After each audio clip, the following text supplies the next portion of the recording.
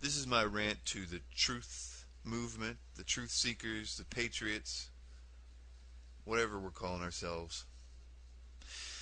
I started out about 10 years ago reading Zecharia Sitchin, and that led me to David Icke's book, The Biggest Secret, which led me to internet research.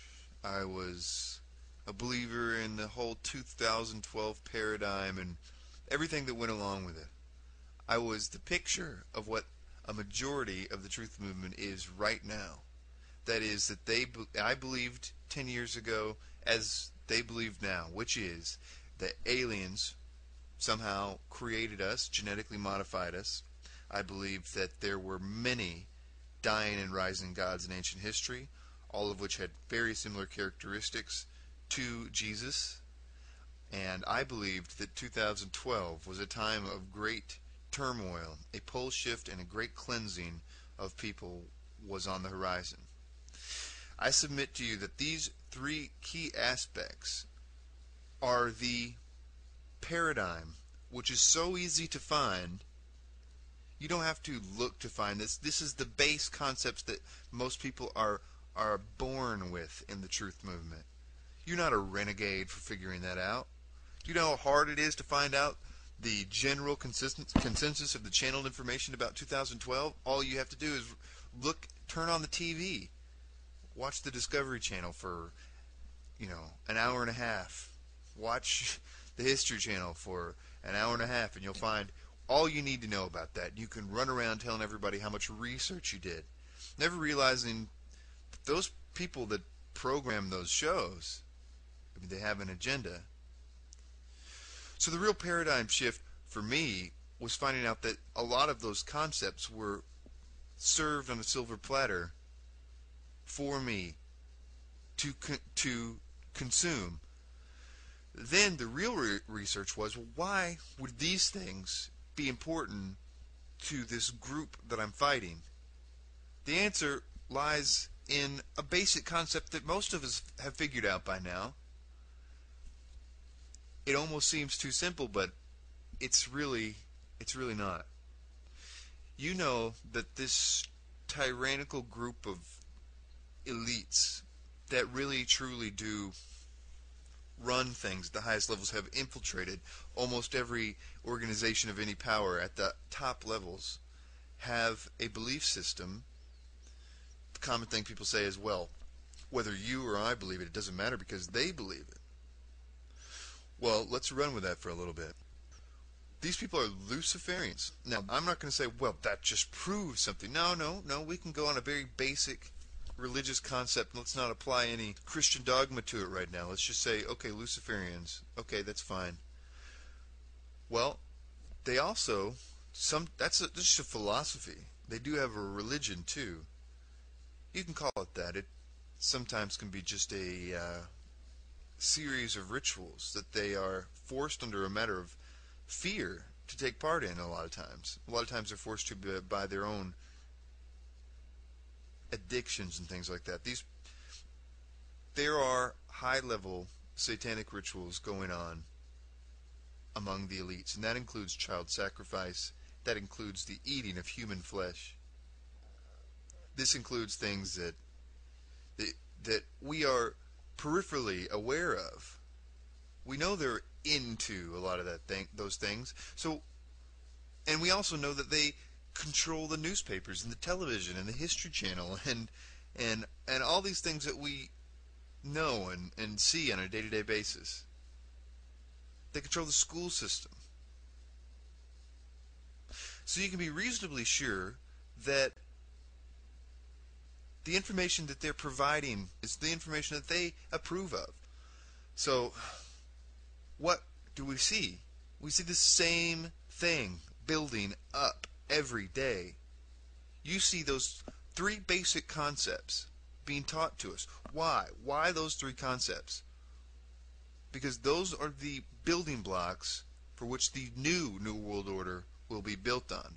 Listen, people are talking about unity. Everybody's saying, well, we need to unite. So it has a lot to do with zeitgeist addendum or whatever. We need this new socialist paradigm. Money is the problem. Money is the problem. Well, I suggest, first of all, that our problem has been the infiltration of that system that was good. We don't have capitalism right now. We only have the appearance of it. But that's really not the point. People are talking about unity while dividing us on dogmatic lines. People have said that about me for a long time, that I am dividing the truth movement. That's what I'm here to do. I'm some sort of agent, whether it's whatever it is today. I'm a Jesuit or a FBI agent or a CIA agent, and I'm here to divide us, to keep us from being united. Oh, you're going to be united. There's no doubt about that. I'm suggesting to you that the things that are suggested in Zeitgeist is just a ghost of what's coming. It's only the beginnings of a mindset that can only be possible after a huge amount of turmoil. The chaos that's going to ensue is going to be on such a level as to be able to bring in a vastly different system. One that will be a hyper-socialistic state that nobody will disagree with. How can that happen? How can that happen? It doesn't matter if the war was absolutely brutal. How can that happen? When the New World Order comes, you will think it is a good idea. You will not believe that it is what you've been fighting. You think that we are a small group of people that know about the New World Order. That's not true. We are a large group. The mainstream does believe what the mainstream is told to believe, and that is even more dangerous because they will be introduced to this new paradigm, which is going to be oddly similar to the vast majority of the paradigm of the truth movement. They're going to believe that aliens seeded us by genetic engineering.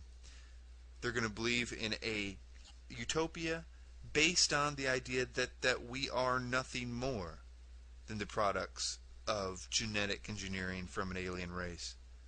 There may be a religious dogma associated with it, but I will tell you this: there will be unity. We will all be united in our new understanding of our origins. We will willingly do what the New World Order has been trying to do the whole time, which is get rid of our borders and national sovereignty. Those things are just holding us back. We will be united in our hatred against Christians because, after all, they were wrong. They are the problem. They are the ones holding us back. They are the ones who all these wars and all this turmoil is because of. Let me ask you something. What if I could tell you that general idea has been provided for you and none of it's true? That not only are Christians not responsible for any of the wars, but rather these same people are still responsible for the wars today that were responsible for the wars back then. The Crusades were an operation by the Vatican. Read the New World Order. The Inquisitions were to kill Christians, were burned alive. In China right now, the Catholic churches meet openly, but the Christians meet in small house churches under the cover of night under the threat of persecution and death. During World War II, the Nazi regime, the Catholic churches flourished while the Christians almost outnumbered the Jews in the Holocaust. One thing that we have been told, we have never been allowed off of our leash to believe, and this is crucial, is that the Catholic Church is any different than Christianity. I've talked to so many people that will never let go of that paradigm, because if they do, everything that they believe will crumble. And emperors like Nero tried to eliminate Christianity. They were being completely wiped out, but they kept growing. It was out of the control of Rome and Rome's system